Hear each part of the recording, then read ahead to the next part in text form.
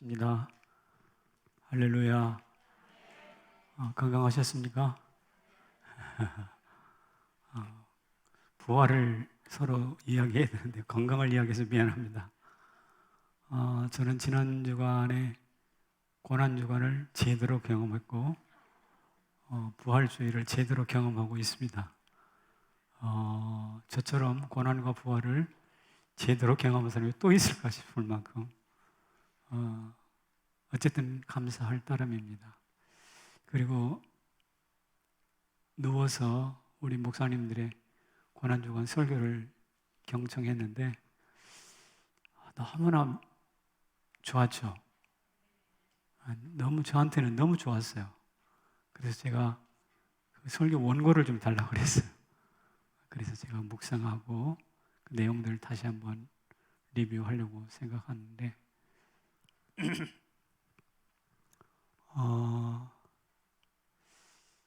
그 분위기나 또 여러 그 성도들이 기도하는 모습이나 이런 내용들을 전해 듣고 참 성남제일교회는 십자가가 가슴에 새겨진 교회구나, 그리고 부활이 뚜렷한 교회구나라는 생각을 하게 되었어요. 여러분, 우리 교회 참 좋은 교회입니다. 담임 목사가 좀 아파도 있어도 개의치 않고 깊이 묵상하면서 복음의 길을 가는 교회, 탄탄한 교회라고 저는 그렇게 믿습니다. 앞으로도 흔들리지 않는 신앙의 행진이 있기를 축복합니다. 잠시 한번 기도할게요. 하나님 아버지, 고난이 상징이 아니라 우리 삶에 내 팔과 다리를 꿰뚫는 고통으로 다가오게 하신 것을 감사합니다. 그리고 그 고통이 어느 순간 변화해서 춤이 되게 하신 것을 믿습니다. 더 이상 그 고난이, 그 무덤이 우리를 휘두르는 무기가 될 수 없음을 선포합니다. 주여, 이 십자가와 고난을 십자가와 부활을 한 번, 두 번 지나가면서 우리 내면에 기독교의 본질이 쌓여가게 하시고 기독교의 능력이 충만해지게 하여 주시고 세상을 이기는 능력과 권세가 넘쳐나게 하여 주시옵소서. 교회 전체적으로, 개인적으로, 가정마다 십자가와 부활이 온 교회의 능력이요 자랑이 되게 하여 주시옵소서. 이 부활의 아침에 부활주일 감사한금을 하나님께 올려드리며 지난 한 주간 동안 주셨던 말씀 앞에 머리 숙여 주 예수 그리스도의 놀라운 권세가 우리 삶을 지배하기를 갈망하는 모든 성도들 머리 위에 함께하여 주시옵소서.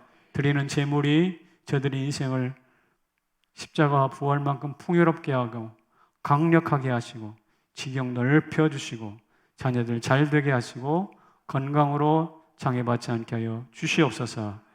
멀리 말라위에서 선교하시다 돌아오신 두 선교사님 내외에도 하나님의 하늘의 문을 열어 주시옵소서. 충만한 휴식, 주님 함께하는 휴식이 되게 하여 주옵소서. 예수님의 이름으로 축복하며 기도하옵나이다. 아멘.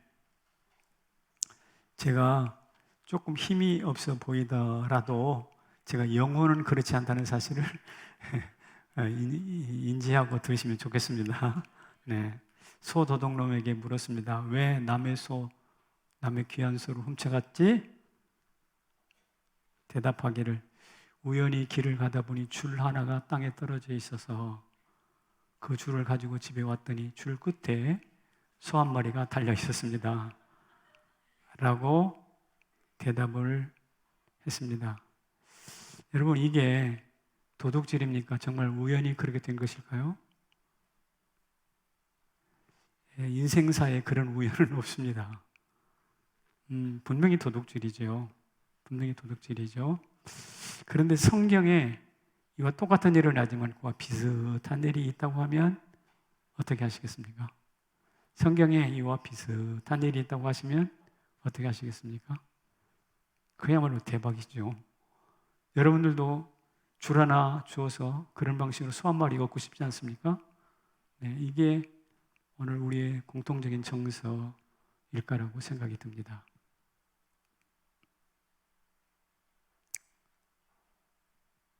그래서 성경에 있는 줄 하나를 소개할게요. 같이 읽어봅시다. 시작. 여인들이 잡은 줄 하나. 예수님 곁에 있었던 여인들은 3일 전에 처참하게 죽었던 예수님을 생각하면서 시신의 발을 향품을 들고 무덤으로 갔습니다. 이것은 이스라엘에게 있어서는 흔한 일이라고 합니다. 그런데 가면서 생각하는 거죠. 그 무덤에 큰 돌이 있던데 그 돌을 어떻게 옮기지? 걱정이 태산입니다. 그런데 막상 가보니까 놀랍게도 돌은 이미 옮겨져 있었습니다. 얼마나 다행인지. 그래서 무덤 안을 들여다보니까 수의가, 예수님이 입었던 수의가 정갈하게 개어져 있었습니다. 놀라운 일이에요. 돌은 옮겨졌죠. 무덤은 비어있죠. 수의는 개어져 있죠. 여인들은 제자들에게 열심히 놀란 가슴을 부둥켜 안고 달려갑니다. 달려가서 소리치는 거예요. 우리 선생님 시신이 없어졌어요. 무덤 문이 활짝 열려 있어요. 시신은 정갈하게 객혀 있어요. 제자들이 웬 헛소리 하는 거예요 도대체? 무슨 소리야? 헛것 본 거야? 아니야 그럴 리 없어. 베드로와 요한이 제자들이 확인을 하려고 무덤으로 달려갑니다. 그러나 예수님을 만나지는 못했습니다. 그 일 후에 어느 순간인가는 알 수 없지만 정확하게 부활 예수님이 여인과 제자들에게 나타나십니다. 그리고 문안하시죠. 너희가 평안하냐? 오늘 저도 여러분에게 문안합니다. 여러분 평안하십니까? 평안하시기를 축복합니다. 또 어느 자리에서는 못 믿겠다고 하는 도마에게 옆구리 창자국을 보여주시기도 하고 엠마오로 내려가는 두 제자에게 예루살렘으로 방향을 돌이키기도 하시고 고향으로 돌아가 고기 잡던 베드로와 요한에게 다시 그들의 사명을 회복시켜 주시기도 하고 어쨌든 제가 지금까지 말씀드린 내용은 복음서에 나타난 부활 사건을 요약해서 말씀드린 것입니다. 뜻밖의 찾아온 부활은 모든 사람에게 기절초풍할 노릇이었고 놀라 자빠질 대사건이었습니다. 자, 한번 생각해 봅시다. 눈물을 흘리면서 향품을 들고 무덤에 갔던 여인들이 돌은 옮겨졌죠. 빈 무덤이죠. 개어진 수의가 있었죠. 이것은 마치 길을 가다가 기대하지 않고 길을 가다가 줄 하나를 주운 것과 같습니다. 그리고 그 줄을 따라가 보니까 부활의 예수님이 계셨습니다. 소 한 마리 주운 것과는 비교도 할 수 없는 대사건입니다. 엄청난 사건입니다. 놀라운 경천동지, 하늘이 놀라고 땅이 휘둥그레질 만한 사건입니다. 제자들만 그랬던 것일까요? 여인들만 그랬던 것일까요? 예수를 십자가에 처형했던 사람들의 입장에서 생각해 봅시다. 자기들이 죽인 사람이 살아났다네. 만약에 여러분들이 뱀을 한 마리 죽였는데 꿈에 그 뱀이 꿈틀꿈틀하고 나타난다. 한번 생각해 보세요. 경악할 일이죠. 몸소리 치시는데 내가 누군가를 정말 몰래 죽여놨는데 살아났대. 다음날 그 사람 나한테 찾아올까 안 찾아올까? 분명히 어느 날 나한테 찾아와서 복수할 것인데 그렇다면 밤잠 못 자죠. 대사건입니다. 어쨌든 믿는 제자들이나 여인들, 믿지 않는 예수 그리스도를 죽였던 사람들 모두에게는 이 부활이라는 사건이 인간의 상식과 기대를 뛰어넘고 뒤집어 엎는 하나님의 대반전이었음을 알 수 있습니다. 줄 끝에 소가 있었다고 하듯이 시신의 발을 향품 끝에 부활의 예수님께서 기다리고 계셨습니다. 이런 놀라운 부활의 사건이 형태는 다르지만 오늘 우리 가운데에도 나타나기를 축복합니다. 한번 읽어보겠습니다. 시작. 작은 것이 위대함의 시작. 이게 부활의 다른 얼굴입니다. 부활이 다른 얼굴. 어쩌면 우리는 이런 다른 얼굴들을 많이 경험하고 자랐습니다. 어릴 적에 불렀던 제 노래, 우리 때도 예전 노래 불렀는데 약간 좀 거슬리는 단어가 나오더라도 용서하십시오. 아세요? 원숭이 똥구멍은 빨개, 빨갛건 사과, 그 다음 사과는 맛있으면, 바나나는 길면, 기차는 빠르면, 비행기는 높은 것은, 아이고 뭐 기억력도 다들 좋으시다. 그 다음에 이어서 백두산 뻗어내려 반도삼천리 무궁화 이강산 뭐 이런 거 있죠? 역사 반만년. 이게 우리 선조들이 우리 어릴 때 가르쳐줬던 노래인데요. 저기에는 대단히 소중한 교훈이 있어요.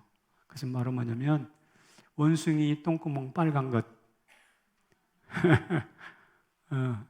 빨간 사과 자잘한 사건이죠. 그런데 이것을 통해서 비약합니다. 비유합니다. 논리적으로 진행을 합니다. 그리고 나중에 어디까지 갈까요? 역사 발만년 대한민국 역사 전체 반도 삼천리를 배우게 하는 거죠.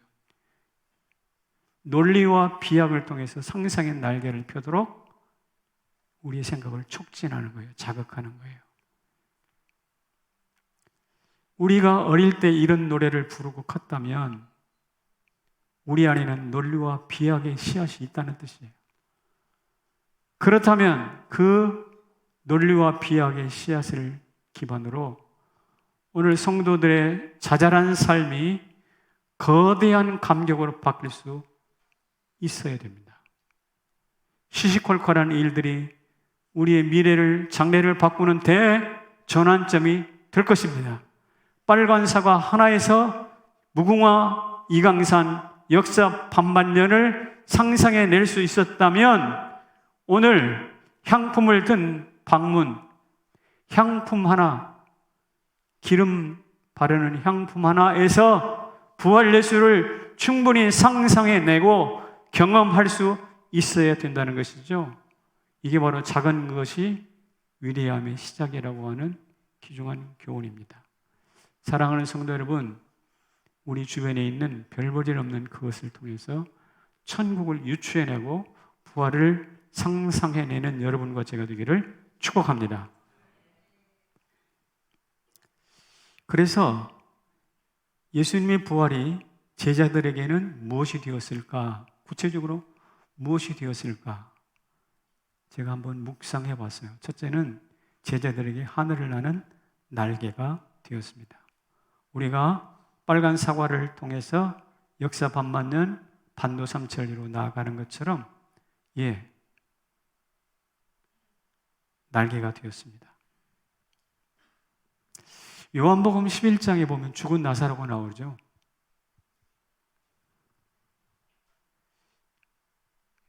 죽었습니다. 그리고 끝났나요? 부활하셨잖아요. 부활 사건으로 나사로는 일약 대스타가 됐습니다. 예루살렘을 쥐고 흔드는 유명 인사가 됐어요. 그래서 요한복음에 보면 이런 말씀이 나옵니다. 한번 읽어봐 주실까요? 시작. 유대인의 큰 무리가 예수께서 여기 계신 줄을 알고 오니 이는 예수만 위함이 아니오 죽은 자 가운데서 살리신 나사로도 보려 함이로라. 그렇습니다. 여기 보니까 나사로가 살아났다라고 소문이 들리니까 온 장안 사람들이 다 몰려오는 거예요. 어떻게 됐는데 살아나서 어떻게 됐어? 보고 싶잖아요, 여러분도. 그래서 사람들이 구름대처럼 모여듭니다.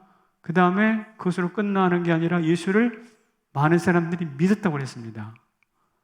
그랬더니 그것을 바라보고 시기하던 대제사장이 그를 다시 죽이려고 음모를 꾸민다고 그랬어요. 그러니까 나사로는 마치 태풍의 핵인 것처럼 예루살렘 소동의 가장 중심에 선 일약 스타와 같은 사람입니다. 오늘 우리말로 나사로는 뜬 사람이에요.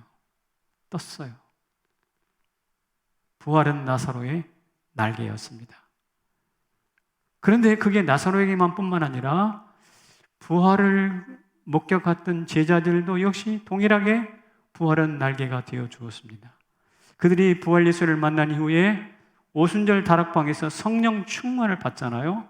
그리고 두려워 숨었다가 많은 유대인들 앞에서 담대하게 설교를 하잖아요. 그래서 3,000명, 5,000명이 돌아오지 않습니까? 안진뱅이가 벌떡 일어나지 않나요? 죽은 자가 다시 살아나지 않나요?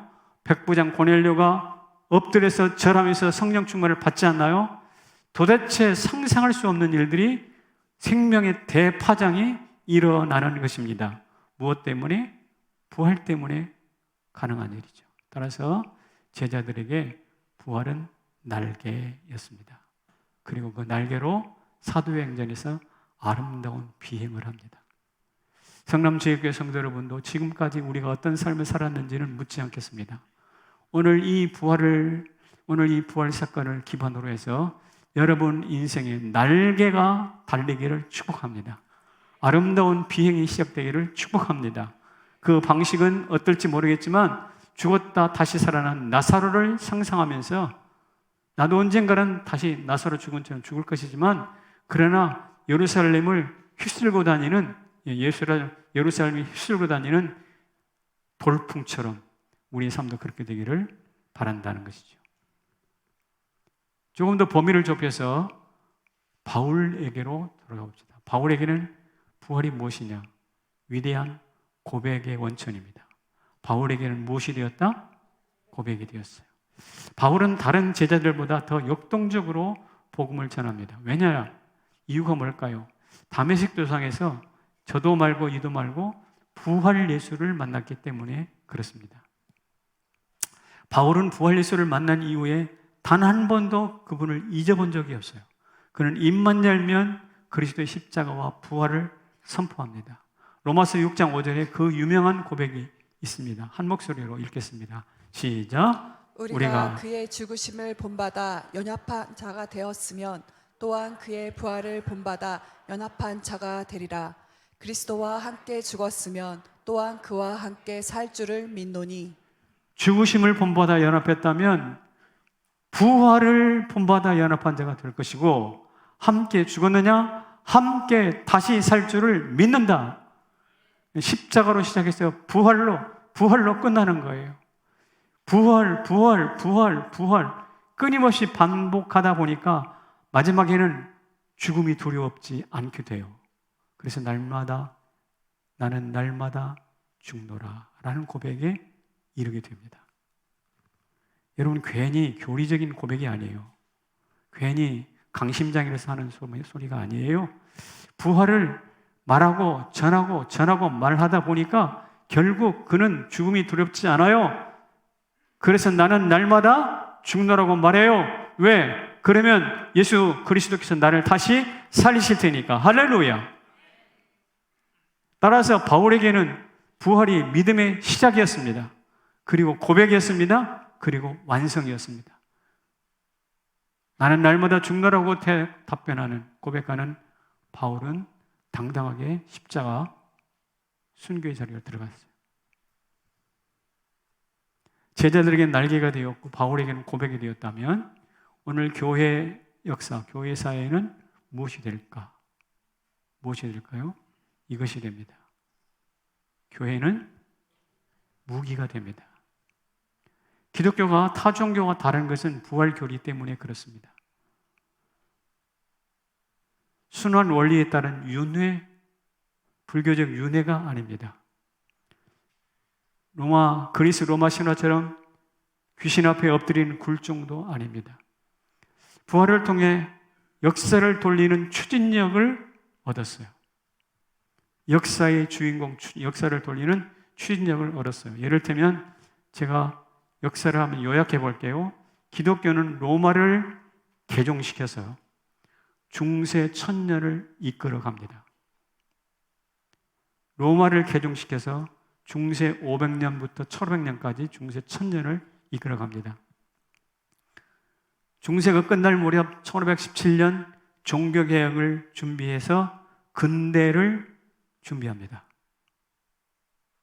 1700년 이후 그 중에 대학을 세워서 학문을 일으켰습니다. 은행을 만들어서 자본을 일으켰습니다. 기독교 품 안에서 있었던 일입니다.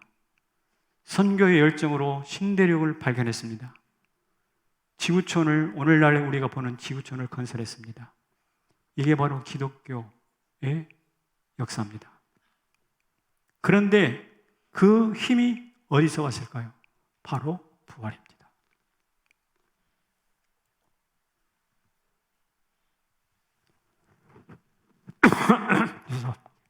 죄송합니다.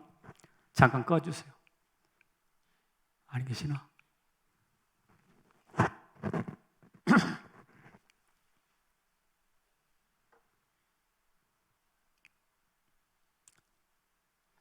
요약하면 2000년 동안, 지난 2000년 동안 부활은 교회가 세상을 이기고 주도하는 비장의 무기였어요. 그렇듯이 여러분도요, 여러분이 신봉하는 예수 그리스도 기독교가 장식품이 아니라 무기가 되기를 바랍니다. 여러분의 경력 한 줄, 종교란을 채우는 것이 아니라 여러분의 삶을 지배하는, 세상을 이길 수 있는 무기와 실력이 되기를 축복합니다. 정리해 볼까요? 부활은 제자들에게 날개가 되었죠. 바울에게는 나는 날마다 죽노라 고백이 되었고, 기독교 역사의 교회의 무기가 되었습니다. 자, 그렇다면 오늘 저와 여러분에게는 무엇이 됩니까? 아까 여러분 찬송 참 아름답게 뜨겁게 감동적으로 했습니다. 그렇다면 여러분에게 있어서 부활은 무엇입니까? 저는 이렇게 여러분과 같이 나누고 싶어요. 시작. 부활은 비행이다. 비행이에요. 아까 날개라고 그랬잖아요. 그렇죠? 네. 아까 무기라고 그랬잖아요. 아까 고백이라고 그랬잖아요. 이 세 가지를 하나로 딱 묶으면 저는 하늘을 나는 영적 비행이라고 말할 수 있습니다. 여러분, 제자들이 신앙의 절정기가 언제였을까요? 이를테면 마태복음, 누가, 요한복음에 나타나는 복음서의 제자들이 절정일까요? 아니면 사도행전 때 했던 제자들의 모습이 절정일까요? 어느 쪽 같아요? 당연히 사도행전이죠. 당연히 사도행전이죠. 복음서에서는 제자들이 어땠나요? 엎어지고 깨지고 넘어지고 의심하고 사고치고 부인하고 팔아먹고. 그러나 복음서를 지나서 사도행전에 가면 병 고치고 귀신 쫓아내고 설교하고 5,000명이 돌아오고 엄청난 일들이 5대한 육제들을 향하여서 그야말로 훨훨 날아다니잖아요. 그 이유가 무엇입니까? 바로 사도행전과 복음서 사이에 부활의 예수 그리스도 사건이 있었다는 이유입니다. 여러분의 인생도 이 부활을 기점으로 전과 후로 나눌 수 있기를 축복합니다. 세계 역사가 그리스도를 중심으로 BC와 AD로 나누는 것처럼 우리도 2023년도 이 부활 사건을 기반으로 그 전과 후로 나뉘어질 수 있기를 축복합니다. 네, 그랬으면 좋겠어요.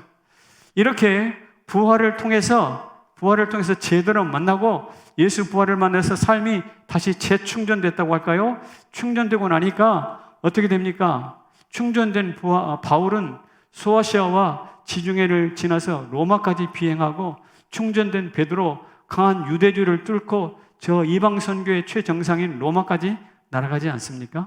한번 살펴보세요. 유대주의가 강한 사도 바울이 뭐 한다고서 소아시아는 가고 뭐 한다고 로마까지 가겠습니다. 로마까지 가서 죽기는 왜 죽어요? 거기 가서 유대주의에 철저히 물들어 있으니까 유대 땅 안에 살면 되는 것이지. 심지어 갈릴리에서 고기 잡아먹고 살던 베드로가 뭐 한다고 로마까지 갈 이유가 뭐가 있겠어요? 무엇이 보냈어요? 바로 부활의 영적 비행을 했기 때문에 소아시아를 지나서 지중해를 지나서 로마까지 날아간 거 아닙니다. 걸어간 게 아니라 내 눈에는 날아간 거예요. 비행한 거예요. 따라서 여기저기 비겁하게 부인하고 팔아먹고 사고쳤던 제자들을 다시 세계에 비약하는 사도들로 용기 있게 이렇게 세웠던 부활, 이 부활이 저와 여러분에게도 다시 믿어지고 주입되고 여러분의 재산, 무기가 되기를 축복합니다. 여러분의 날개가 되기를 축복합니다. 그래서 예수 부활로 충전되기를 축원합니다.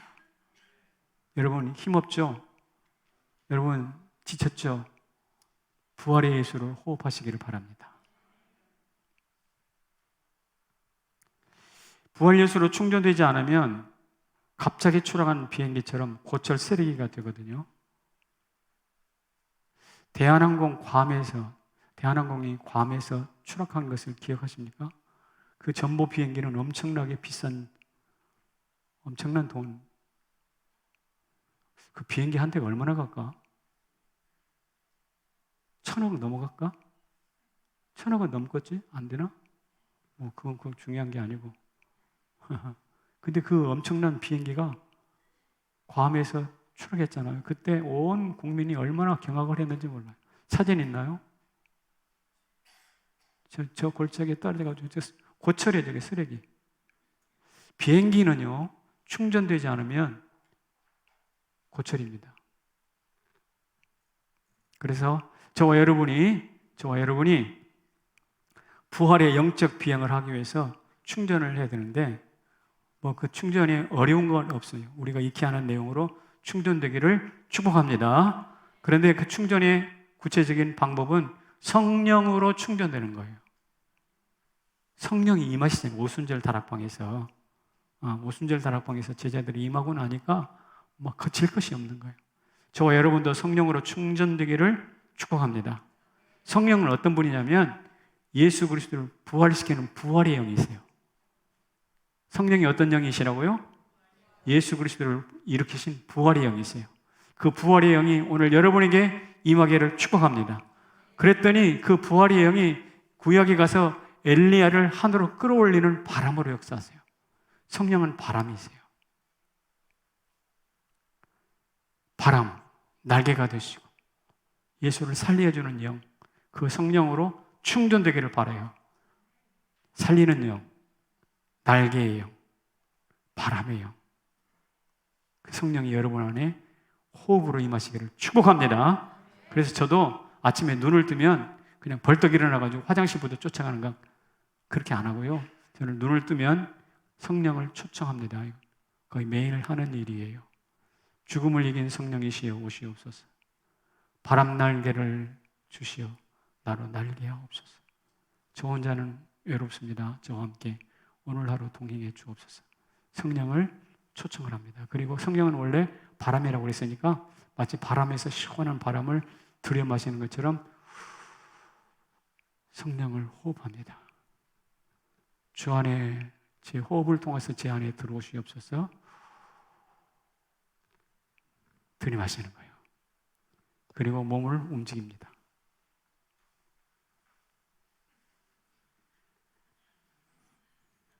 제가 몸을 산천히 움직여요. 그리고 어제 저녁에 십자가로 죽었다면 오늘 새벽 부활로 살아나는 거예요. 그래서 아침마다 저는 저녁마다 죽고 아침마다 살아나요. 저녁마다 자빠져 자는 게 아니라 죽고 아침마다 벌떡 일어난 게 아니라 예수로 살고 여러분도 그렇게 되기를 축복합니다. 근데 그 모든 과정에 개입하시는 영이 누구시라고요? 성령이십니다. 그렇게 되면 마치 공기 가득한 타이어가 팽팽한 것처럼 고속도로를 싱싱 달리는 것처럼 막 거침없이 달려가는 거죠. 헬륨 풍선이 하늘로 붕붕붕 날아다니는 것처럼 구름에 달같이 가는 나그네처럼 거칠 것 없이 하늘을 납니다. 에즈베리 신학교 부흥이 유명한 것을 말씀드렸죠. 사진 한번 보여주실까요? 저 사람들이 지금 줄을 서 있는 거예요. 저게 줄을 서 있는 거예요. 예배드리러. 저 안에 있습니다. 저렇게 사람들이 가득 차 있죠. 요새 미국의 많은 학교들은 채플을 없애버린다면, 기독교 학교라도. 그런데 저 학교는 계속해서 지금까지 신학교이기도 하지만 계속해서 채플을 유지합니다. 그리고 1905년도부터 시작해서 1950년도에도 붕이 일어났고 1970년도에 일어났고 지금 또 다시 저 학교에서 부흥운동이 일어납니다. 사람들이 저기 들어가가지고 예배드리려고 줄을 서요. 우리 교회도 줄 서서 예배드리는 날이 왔으면 너무 좋겠어요. 네? 전도해야 되겠지만 우리 안에 성령의 바람이 불면 될 줄로 믿습니다. 여러분 한 사람 한 사람이 다른 것이 아니라 돈이 아니라 명예가 아니라 욕심이 아니라 성령으로 충전되면 가능합니다. 에즈베리만 가능한 일이 아니라 우리의 이야기가 될 수 있기를 축복합니다.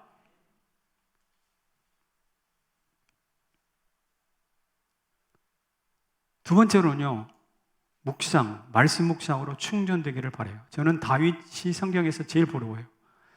그 사람이 형통한 사람이잖아요.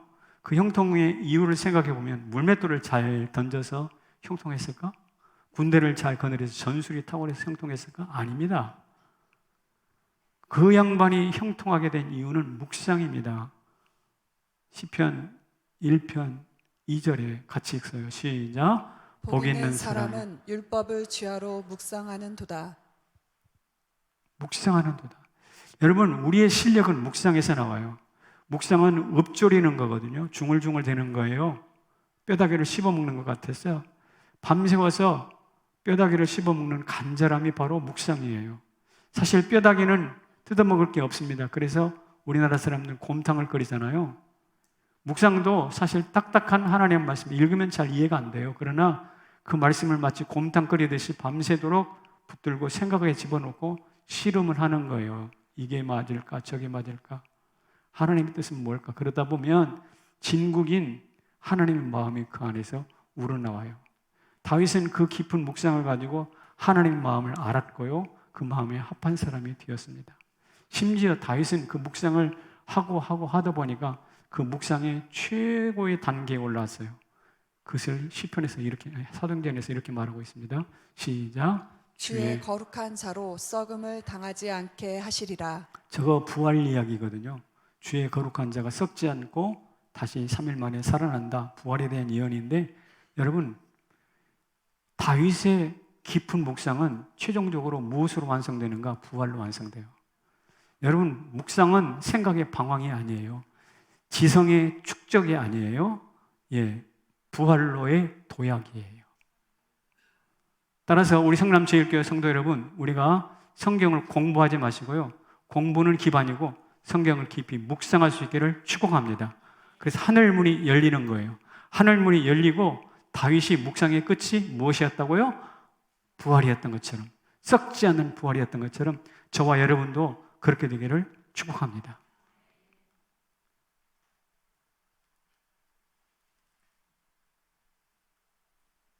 세 번째로는 순종으로 충만해야 돼요. 성령으로 충만하고 묵상으로 충만하고 순종으로 충전되는 것이죠. 여러분, 아브라함은 이삭을 드리면서 순종을 배웠죠. 여호수아는 가나안 정탐을 통해서 순종을 배웠죠. 심지어 요나는 물고기 뱃속에서도 순종을 배웠어요. 왜냐? 순종하지 않으면 아까 말씀드린 것처럼 추락한 비행기처럼 고철이 되기 때문에 그렇습니다. 같이 읽어봐요. 시작. 순종은 구속하는 끈이 아니라 하늘을 나는 도구입니다. 저는 그것을 분명히 믿습니다. 순종의 가치를 설명해 볼까요? 여러분, 학교에서 숙제해 내줬는데 숙제 안 하고 학교 가면 발걸음이 무거울까요? 가벼울까요? 우리 무거워? 그 옆에 있는 와이프. 그렇지, 이렇게 크게 대답해야지. 근데 뭐 숙제 안 하고 학교 갔을 것 같지는 않은데, 저는 숙제 안 하고 학교 간 적이 많이 있어요, 솔직히. 그럴 때는 어떻게 될까요? 학교 가기 싫어. 중간 학교 가라고 하세요. 중간 학교? 보리밭에 가서 보리 구워가지고 설마 불질러서 밥 먹고 그리고 그냥 오후 되면 친구가 그리고 집으로 가고 싶은 생각이 굴뚝 같아. 순종하지 않으니까 발걸음이 천근만근이라. 그런데 숙제를 했어. 산수숙제하고 국어숙제 했어. 학교 가고 싶어요? 안 가고 싶어요? 빨리 가고 싶어서 학교 숙제 자랑하고 싶잖아. 순종은 내 발걸음을 가볍게 만들더라고. 어릴 때 경험이에요, 이거. 이 어릴 때의 경험이 오늘 우리의 삶에도 동일한 진리입니다. 저는 그래서 순종 잘하는 성도를 이렇게 빨간 마후라로 설명하고 싶어요. 빨간 마후라 아세요? 김상희 선생님이 불렀나 누가 불렀나 모르겠는데 가사를 좀 소개해 볼게요. 빨간 마후라는 어디 사나이? 하늘에 사나이.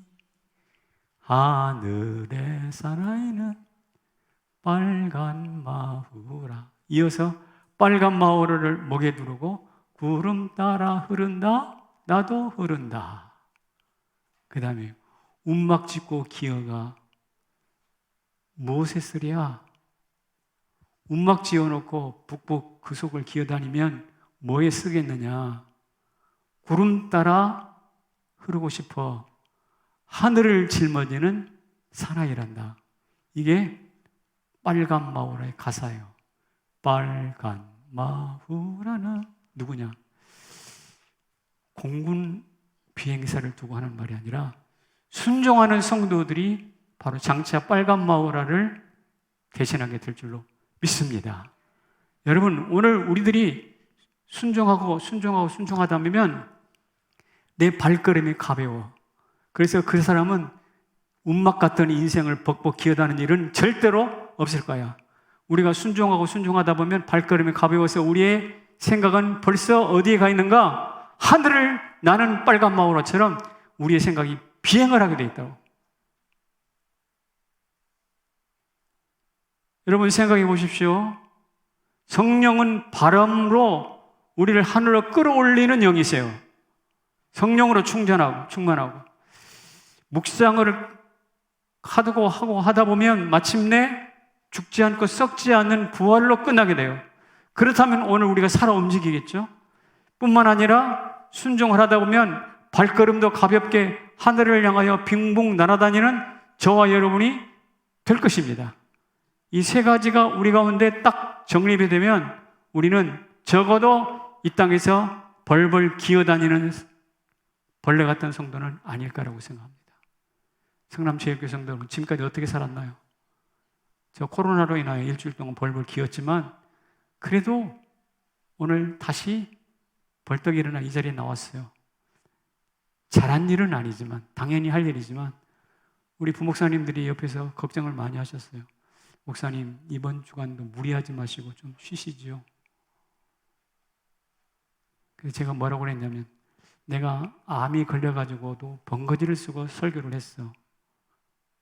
내가 강단에서 죽어도 강단에서 죽겠다고 했지. 성도들에게 힘을 내시고 세상과 싸워 이기라고 설교했지. 그러다가 5천만 대한민국 사람들이 다 아는 코로나 좀 걸렸다고 자빠져 넘어가져가지고 2주 동안이나 강단을 비울 수 있겠어? 다시 나와야지. 파이팅 해야지. 이게 부활 아닌가요? 이런 게 부활이 아닌가요? 운막 속에서 벌벌 기고 있고 싶지 않아요? 침대 위에서 벌벌 자빠져 누워있고 싶지 않아요? 하늘을 날고 하늘을 짊어지는 빨간 마후라 같이 영적인 빨간 마후라 같이 살기 소망합니다. 저와 여러분이 그렇게 되기를 소망합니다. 그러면 세상이 감당치 못하는 성도가 됩니다. 같이 한번 읽어봐요. 시작. 아름다운 천국 동행. 이 땅에서는 천국 갈 때까지 동행합니다, 주님이. 그리고 주님 나라 갈 때까지 영원한 비행을 하게 될 것입니다. 이 땅에서의 동행과 주님 나라 갈 때의 영혼의 비행. 가슴이 좀 따뜻해지잖아요. 어떻게 생각하면 그런 거라면 한번 죽어볼까? 죽을 때 그 나타날 장면 궁금해져요. 여러분, 성령이 충전되고 묵상으로 충전되고 순종으로 충전되면 누구도 건들 수 없어요. 우리 주님이 모른 체 할 수 없어요. 우리를 천국의 VIP 성도로 인정하시고 우리를 천국으로 이 땅에서 동행하시다가 천국으로 함께 비행해 주실 줄로, 동행해 주실 줄로 믿습니다.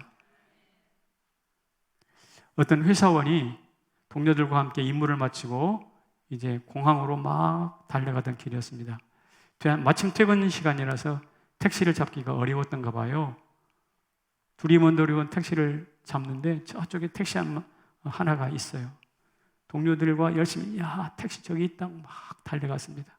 그런데 앞불싸 가다 보니까 옆에 과일 장사가 있었는데 과일 장사 그 가판대를 발로 차고 지나갑니다. 퍽 소리와 함께 그 가판대에 있었던 과일들이 막 땅으로 떨어져서 난장판이 되고 말았습니다. 앞서가는 동료들은 빨리 와, 그래도 빨리 와, 빨리 와. 비행기 시간 늦었어. 순간 달려갈까? 라는 생각이 들었지만 그래서는 안 되지. 마음을 고쳐먹고 과일을 주워 모으기를 시작합니다. 과일을 주워 모으면서 보니까 과일 장수가 뜻밖에도 시각장애인이었어요. 순간 마음이 찡했습니다. 내가 만약에 모른 체하고 도망가 버렸다면 이 상황을 누가 수습할까? 마음이 미안하고 민망해졌습니다. 과일을 다 정리를 했습니다. 그러자 그 시각장애인 주인이 혹시 당신은 그리스도입니까? Are you Christ? 지금 저와 함께 있는 분은 단 한 분밖에 없습니다. 예수 그리스도. 나는 예수 그리스도와 한 분밖에, 단 한 분과 예수 그리스도 한 분과 함께 있었는데 이 과일을 정리해 주실 수 있었다면 당신은 그리스도가 분명합니다. 당신은 그리스도가 분명합니다. 이 시각장애인은 성령의 말씀과 말씀 그리고 순종을 따라서 도망가 버리지 않고 과일을 정리해 주었던 그 사람에게 그리스도라라고 불렀어요. 그리스도라고. 이거야말로 부활의 예수님과 동행하는 아름다운 방식이 아닐까요? 만약에 이 사람은 비행기를 타기 위해서 도망가 버렸다면 이 사람은 아주 나쁜 사람이죠. 부도덕한 사람이죠. 그러나 성령의 음성을 따라서, 친구의 음성이나 성령의 음성을 따라서 순종하고 비행기를 놓치는 한이 정리를 하니까 어떻게 해요? Are you Christ? 이게 그리스도와 동행입니다. 저와 여러분도 오늘 부활주일에 그와 같은 일이 나타나기를 소망합니다. 여러분 주변에 과일이 무너져서 어찌할 바를 모르는 사람이 있다면 가서 정리해 주십시오. 여러분 주변에 물이 엎어져서 어찌할 줄 모른다면 가서 닦아 주십시오. 여러분 주변에 누군가에게 충격받아서 독한 말로 가슴을 쓰린 사람이 있다면 찾아가서 위로해 주십시오. 이게 바로 어떤 사람일까요? 그리스도와 아름다운 동행입니다. 이 사람은 장차 하늘나라 아름다운 비행을 하게 될 줄로 믿습니다. 일어나십시다.